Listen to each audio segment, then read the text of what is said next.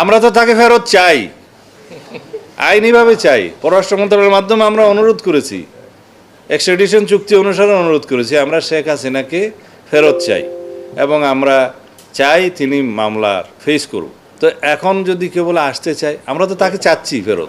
হাসিনা এবং হাসিনার লেসপেন্সার যারা আবার ফিরতে চাইবে তাদেরকে অতিথি পাখির মতো একদম রাশিয়ার আরেক প্রান্তে আমরা পাঠিয়ে দিব।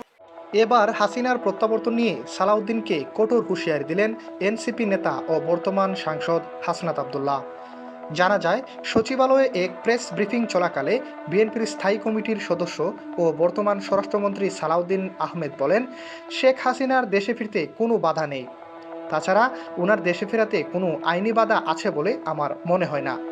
উনি দেশে ফিরবেন কিনা সেটা তার একান্তই ব্যক্তিগত ব্যাপার। এমনই বক্তব্য মুহূর্তেই ছড়িয়ে পড়ে বিভিন্ন সামাজিক যোগাযোগ মাধ্যমে। প্রশ্ন ওঠে, তবে কি বিএনপির মাধ্যমেই আবারও পুনর্জন্ম নেবে আওয়ামী লীগ? অনেকেই বলছেন এজন্য বিএনপি জুলাই সনদ বাস্তবায়ন করছে না। এবার শেখ হাসিনা দেশে ফিরতে কোনো বাধা নেই, এমনই বক্তব্যের বিরুদ্ধে কড়া হুঁশিয়ারি দিলেন এনসিপি নেতা ও বর্তমান তরুণ প্রজন্মের জনপ্রিয় সাংসদ হাসনাত আব্দুল্লাহ। তিনি বলেন, ভারত থেকে ট্রেনিং নিয়ে আসলে বক্তব্য এমন হবেই।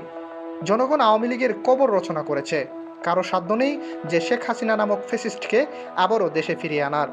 তিনি আরো বলেন, সালাউদ্দিন আহমেদের জুলাই সনদ বাস্তবায়নে যত সমস্যা, তবে শেখ হাসিনাকে স্বাগত বার্তা পাঠিয়ে দেশে ফেরাতে কোনো সমস্যা নেই। জনগণ যদি আবারও খেপে যায়, তাহলে সালাউদ্দিন আহমেদ ও তার সাদের বিএনপিকে দিল্লি গিয়ে পড়তে হবে।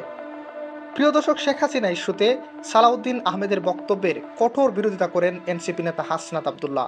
এমন বক্তব্যকে আপনি কিভাবে দেখছেন? আপনার মূল্যবান মন্তব্য জানিয়ে দিন কমেন্ট বক্সে।